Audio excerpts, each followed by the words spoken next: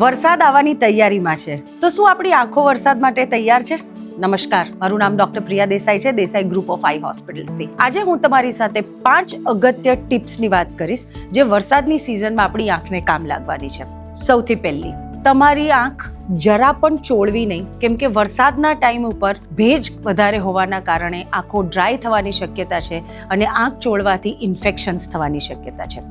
Point number 2, વરસાદમાં bike ઉપર બહાર નીકળો કે પછી ચાલીને બહાર નીકળો, હંમેશા યાદ રાખો, આંખોને પ્રોટેક્ટેડ રાખો. કોઈ બી જાતના સાદા ચશ્મા પહેરીને આંખમાં જીવડું ઉડી જવું કે આંખની અંદર પાણીના છાંટા પડવાથી પણ તમને ઇન્ફેક્શન્સ લાગી શકશે.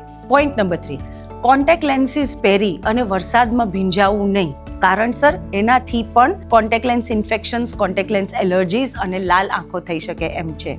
પોઈન્ટ નંબર 4, આંખને હાઇડ્રેટેડ રાખવા માટે થોડી ઘણી ડ્રાયનેસ થતી હોય તો લુબ્રિકન્ટ કે ઠંડકના ટીપા તમે આંખમાં નાખી શકો છો લુબ્રિકેશન માટે.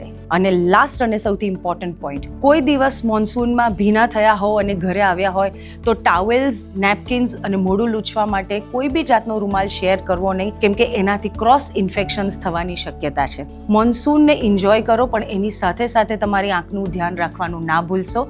હંમેશા તમારી આંખની કાળજી રાખો આ 5 ટિપ્સ જોડે. Thank you.